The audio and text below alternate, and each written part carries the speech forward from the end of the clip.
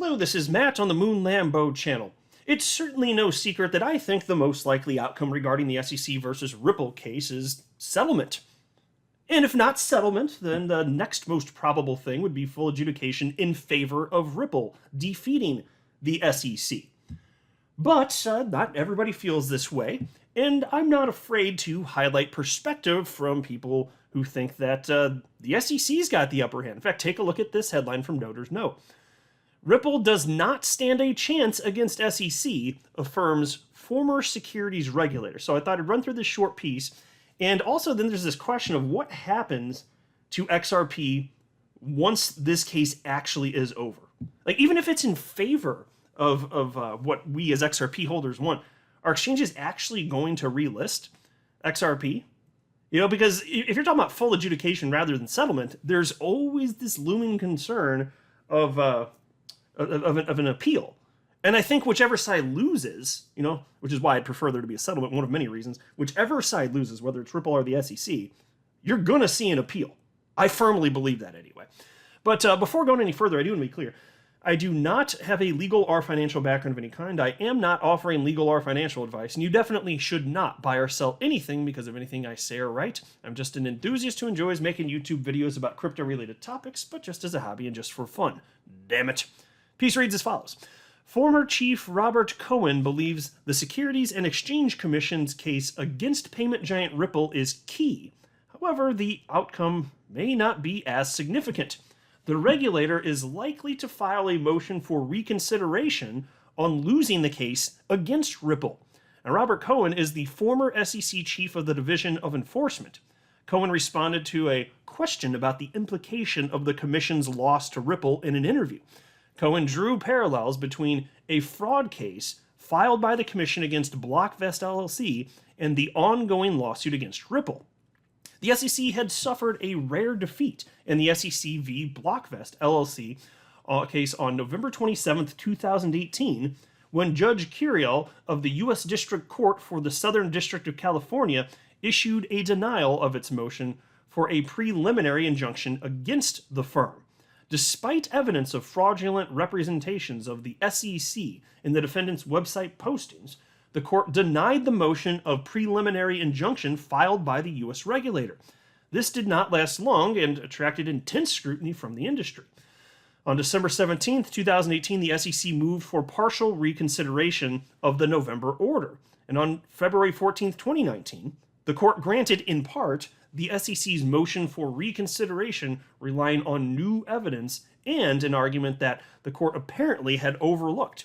Therefore, the SEC shrugged off its original loss and continued to seek to shut down the alleged fraud with all the power of the federal securities law. So I'll just pause to note there why I just expand upon what I was saying really just a minute or so ago.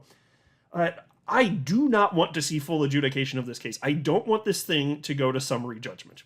Not really. Because I think it's going to be in favor of Ripple. I think that seems what's most probable based on all information publicly available. And of course, I do recognize that most information in this case is still private, but it's so lopsided at this point in favor of Ripple. Wouldn't you be surprised if the rest of the evidence is actually in favor of the SEC's arguments? They're not using logic and reason. I think they're a bunch of assets. That's my opinion.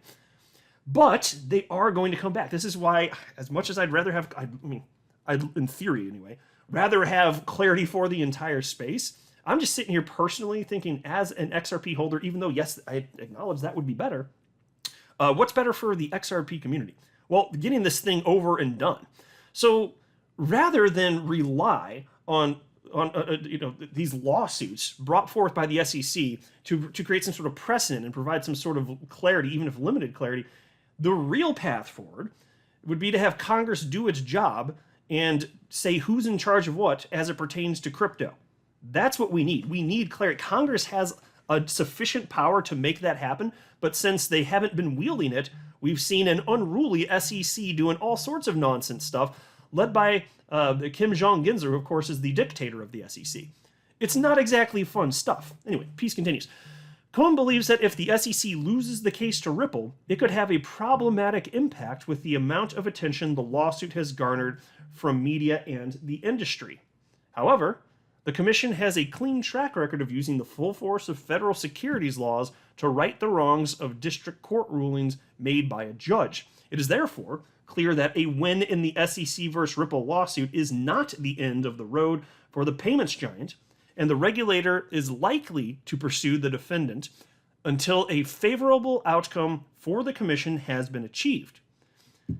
Yeah, so do you out there listening, do you want that? I'm willing to hear other perspective, for sure. I think it's an interesting point of conversation. I'm certainly willing to be persuaded if you have a compelling case here. But is that really what would be best? To have an actual conclusion by the judge? Because I'm telling you, folks, that's not the end of it. And I would so love to just have this thing be done.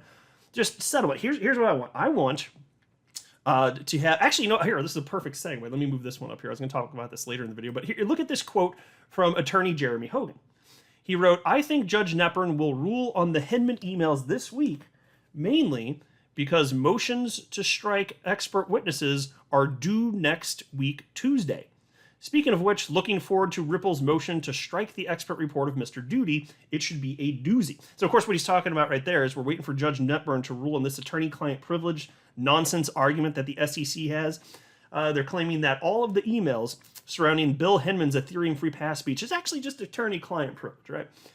Okay, well, it's a completely illogical argument, but we are going to have a decision on that sooner than later, and Attorney Hogan thinks perhaps this week, actually.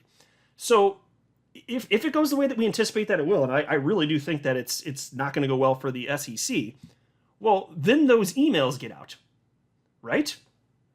Well, maybe. Perhaps not, though, because I think that there's something exculpatory in there, and I think it would result, in all likelihood, in the SEC coming back to the table for settlement. So I still think settlement seems to be the most probable outcome, and something like 95% of cases the SEC brings actually do end up settling, but we don't know for sure. Okay? And then there was also this. In my very last video, I covered the fact that there were a couple new attorneys hired by Ripple's legal team.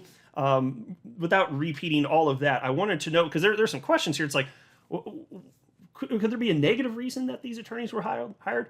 So there's a community member named JV who wrote, referencing these two lawyers, he said, "One with trial expertise and the other with firsthand experience with the U.S. Court of Appeals for multiple circuits. Is Ripple bringing them on for a negative ruling that they may have to appeal?" Which is a perfectly reasonable question, of course. And here's what another community member named Olivioem, if I'm saying that right, Olivoem? Nailed it. Yeah, I probably didn't nail it. He said, "I see it more like anticipation of an SEC appeal after the Ripple win, which also fits with hope for the best, plan for the worst," which could be a big part of what that is, which would be perfectly reasonable.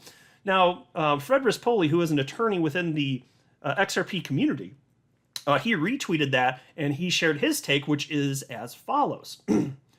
"Not to get ahead of ourselves, but remember, SEC has the option to appeal to Second Circuit if it loses spectacularly on motion for summary judgment. If that happens, the real question becomes whether exchanges, now armed with a legal ruling favoring XRP, develop a backbone and relist while appeal takes place." Well, that's the question. Because again, this thing's going to drag on, even if it's in favor of Ripple, but you did have an actual legal ruling, hey, XRP's in the clear here. Will exchanges finally grow a backbone and actually relist XRP at that point? I'm not sure. I do not know. I hope you would think that at least some would, hopefully. I mean, they're legally in the clear, but of course, if something's then overturned, then they got to be afraid of the SEC coming and attacking them years down the road. That could happen.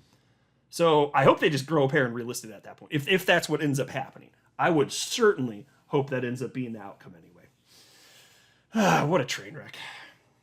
I'm not a financial advisor. You should not buy or sell anything because of anything that I say or write. That would be a very, very, very bad idea. Until next time, to the moon, Lambo.